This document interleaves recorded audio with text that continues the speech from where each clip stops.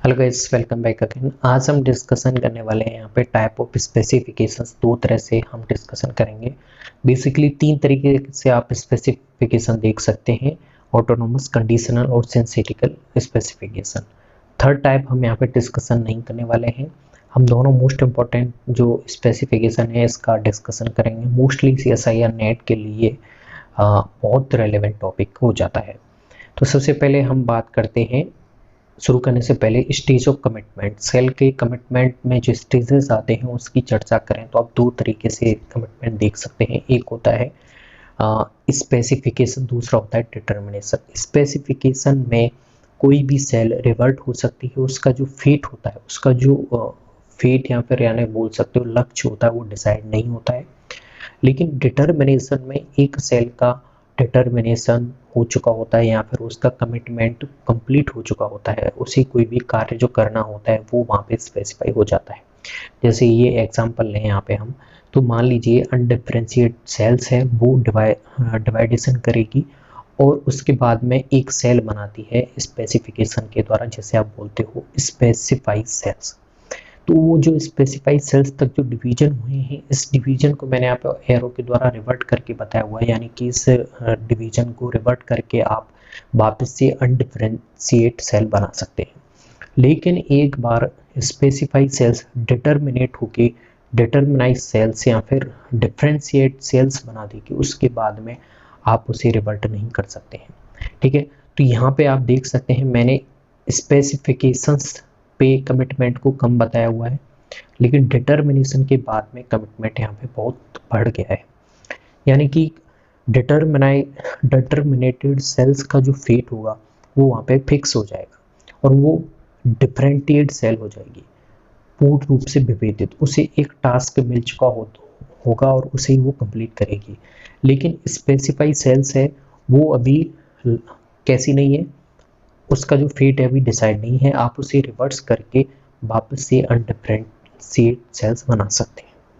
दोनों में ध्यान रखना है, स्पेसिफाई सेल्स में कमिटमेंट बहुत कम होता है, जबकि डिटर्मिनाइज सेल्स होती है उसमें कमिटमेंट काफ़ी हो चुका होता है।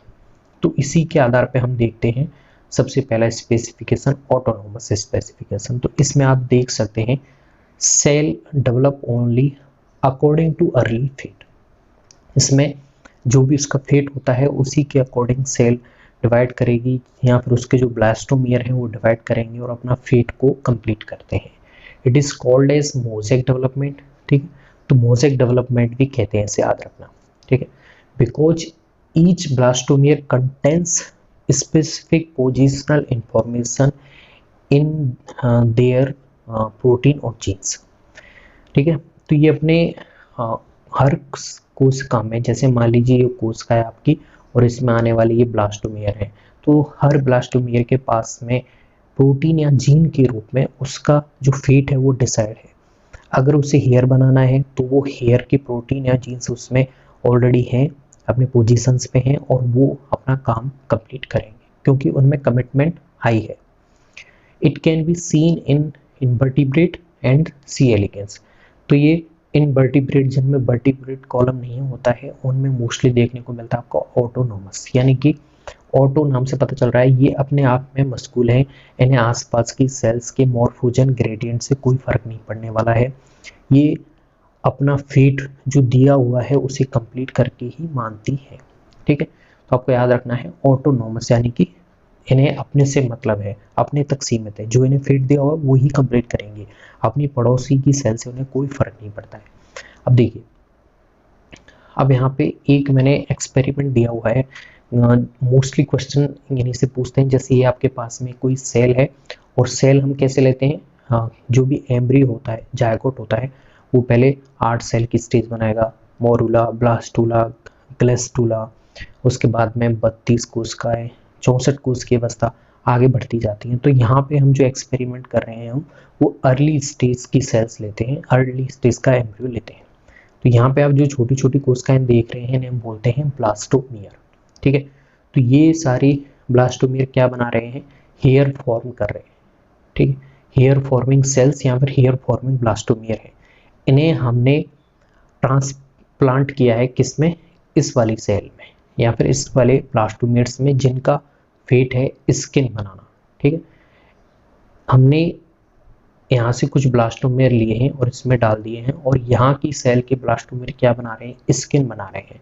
तो यहाँ पे ऑटोनोमस अगर स्पेसिफिकेशन या फिर ऑटोनोमस डेवलपमेंट हो रहा है, तो यहाँ पे पूछेंगे आपसे जो हमने ट्रांसप्लांट किए हैं आपके ब्लास्टोमेर वो क्या बनाएंगे।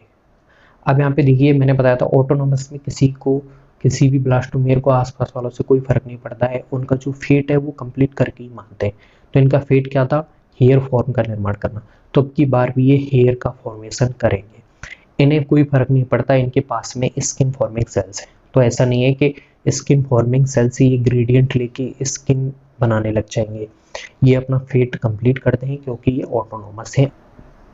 ओके, तो अब दूसरा हम यहाँ पे आप देख सकते हैं transplant area will create here. Okay, अब आपसे पूछा जाएगा जहाँ से हमने ब्लास्टोपील लिए हैं उस वाले स्थान पे क्या फर्क पड़ेगा इस कोशिका में। तो देखिए यहाँ पे जहाँ से ब्लास्टोमेर जाएंगे उस वाले स्थान से आपको हेयर हैं वो एब्सेंट मिलेंगे, उस स्थान पे किसी भी प्रकार की और कोई कोशिकाओं का निर्माण नहीं होगा। ठीक है, तो दिस एम्ब्रियो लैक हेयर, क्योंकि हमने यहाँ के ब्लास्टोमेर यहाँ ट्रांसप्लांट कर दिए हैं। और ये जो स्किन फॉर्मिंग सेल थी यहाँ के ब्लास्टोमेर स्किन का निर्माण कर रहे थे, लेकिन हमने जो ट्रांसप्लांट किए हैं वो अभी भी अपना फेट ही कंप्लीट कर रहे हैं, हेयर्स का ही निर्माण कर रहे हैं, इसीलिए हम इसे कहेंगे ऑटोनोमस डेवलपमेंट। अब आगे आते हैं अगले कंडीशनल स्पेसिफिकेशन। तो इसमें देखिए the fate of cell depends on surrounding cells and interaction with them.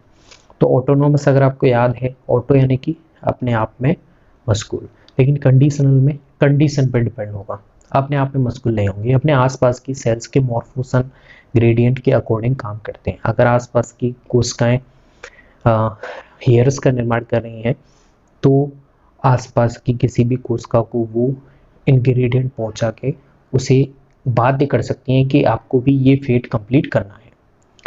तो we can call it regulated development, जबकि हम ऑटोनोमस को क्या बोल रहे थे, मोजेक डेवलपमेंट।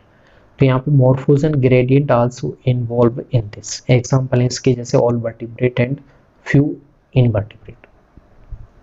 ठीक है, तो यहाँ पे जो इनका फेट है वो किस पे डिपेंड कर रहा है, आसपास की कोशिकाओं पे भी डिपेंड कर रहा है, इसीलिए हम इसे बोलते हैं रेगुलेटेड डेवलपमेंट। अब देखिए इसके एक्सपेरिमेंट देखते हैं हम, जैसे हमने पिछली बार किया था। तो ये एक वही सेल्स है, यहाँ पर वही एम्ब्रियो है अर्ली स्टेज में, जो जिसके ब्लास्टोमेर किसका निर्माण कर रहे हैं, हेयर्स का। तो हमने इनमें से कुछ ब्लास्टोमेर लिए हैं, जैसे यहाँ से ले लिया ब्लास्टोमेर और उन्हें ट्रांसप्लांट कर दिया स्किन फॉर्मिंग एरिया। तो ये कोशिका है जिसमें ब्लास्टोमेर किसका निर्माण कर रहे हैं, स्किन्स का। तो यहाँ पे हमने हेयर ट्रांसप्लांटेड ब्लास्टोमेर को डाल दिया है। तो अब क्या फर्क पड़ेगा, तो अब क्या होगा कि हमने बताया अगर कंडीशनल स्पेसिफिकेशन में यहाँ क्या फ़र्क पड़ेगा, यहाँ पे अब की बार हेयर फॉर्मिंग सेल्स हैं वो हेयर्स का निर्माण नहीं करके अब की बार स्किन्स फॉर्मिंग सेल्स हो जाएंगी, वो स्किन का निर्माण करने लग जाएंगे। अब की बार उनका फेट चेंज हो गया है, क्यों, क्योंकि स्किन फॉर्मिंग सेल्स के जो मॉर्फोजन ग्रेडियंट हैं वो वहाँ पे उन्हें बाध्य कर देंगे स्किन फॉर्मिंग सेल्स का निर्माण करने के लिए। तो ये रेगुलेटेड डेवलपमेंट है। अब क्या होगा, जो हमने ब्लास्टोमेर यहाँ इस सेल से निकाले थे, हेयर फॉर्मिंग सेल्स जो ब्लास्टोमेर निकाले थे, वहाँ क्या फ़र्क पड़ेगा, तो यहाँ कोई फ़र्क नहीं पड़ने वाला। कंडीशनल डेवलपमेंट में ये सारी कोशिकाएं जो मिसिंग ब्लास्टोमेर्स हैं उस स्थान पे वापस से हेयर्स का निर्माण करवा देंगे। तो यहाँ पे दिस एम्ब्रियो इज नॉर्मल, जबकि यहाँ पे ट्रांसप्लांट जो एरिया है वो वापस से स्किन निर्माण करने लग जाए। तो दोनों में एक बेसिक सा जो कन्फ्यूजन रहता है कि ऑटोनोमस में वो अपने आप में मस्कुल है, अगर उसका फेट है हेयर्स का निर्माण करना तो आप उसे कहीं भी डाल दीजिए, किसी भी कोशिकाओं के आसपास डाल दीजिए, वो हमेशा हेयर्स का निर्माण करेगा। जिस स्थान से उसे रिमूव किया गया है उस स्थान पर उसकी कमी महसूस होगी, उस स्थान पे कोई भी कोशिकाएं नहीं बनेंगी। लेकिन कंडीशनल में जैसा कि हमने देखा, हमने हेयर फॉर्मिंग सेल्स को यहाँ से निकाला है, तो उस मिसिंग ब्लास्टोमेर की कमी को यहाँ के आसपास की कोशिकाओं ने पूर्ण कर दिया है, पूरा कर दिया है। तो ये मॉर्फोजन ग्रेडियंट के द्वारा किया गया है। उन्होंने मॉर्फोजन ग्रेडियंट के द्वारा जो भी मिसिंग ब्लास्टोमेर वाले स्थान थे उस स्थान से इन्होंने हेयर फॉर्म करवा दिया है। लेकिन यहाँ पे देखिए जो ब्लास्टोमियर हमने इसको दिए थे इस स्थान पे हेयर का निर्माण क्यों नहीं हुआ है, क्योंकि स्किन फॉर्मिंग सेल्स ने मॉर्फोजन ग्रेडियंट के द्वारा उन्हें बाध्य कर दिया है स्किन फॉर्म का निर्माण करना। तो transplant area will create skin now, ठीक है। तो ये कंडीशनल डेवलपमेंट है। तो आपको क्या याद रखना है कि जो आसपास की कोशिकाओं से प्रेरित होकर उन जैसा हो जाए तो वो कंडीशनल है। अगर जो आसपास की कोशिकाओं से बिल्कुल भी फर्क नहीं पड़े वो ऑटोनॉमस है, जो अपने आप में मस्कुल रहेगा। ऑटोनॉमस में मिसिंग वाले स्थान पे कोई दूसरी प्रकार की कोशिका नहीं बनेगी, जबकि कंडीशनल में कंडीशनल स्पेसिफिकेशन या डेवलपमेंट में मिसिंग वाले स्थान पे उस मिसिंग ब्लास्टोमियर की पूर्ति को उसके आसपास की कोशिकाएं मॉर्फोजन ग्रेडियंट के द्वारा कंप्लीट कर देती हैं, तो वो नॉर्मल कहलाएगा, ठीक है। तो ये कंडीशनल है और ये आपका स्टेज ऑफ कमिटमेंट हमने देख लिया।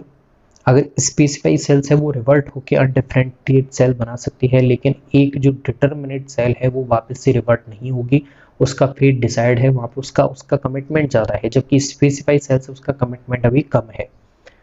ऑटोनोमस स्पेसिफिकेशंस में मोजेक डेवलपमेंट कहेंगे, हर एक ब्लास्टोमियर का वहाँ पे फेट डिसाइड है, जो काम उसे दिया गया है वो काम करेगा ही करेगा, चाहे आसपास की कोशिकाओं कुछ भी हो। जैसे हमने स्किन फॉर्मिंग सेल्स यहाँ आसपास थी, लेकिन हमने जो इसे ट्रांसप्लांट किया था ये यहाँ भी जाके हेयर्स का ही निर्माण कर रहा है, और जिस स्थान से इसे निकाला गया था उस स्थान पे इसकी कमी महसूस होगी।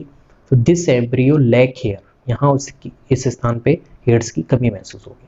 जबकि कंडीशनल में क्या होगा, उसे रेगुलेटेड डेवलपमेंट कहेंगे, और इसमें जिस स्थान पे मिसिंग हुई है ट्रांसप्लांटेड एरिया की उस स्थान पे आसपास की कोशिकाएं वापस से हेयर्स का निर्माण करवा देती हैं।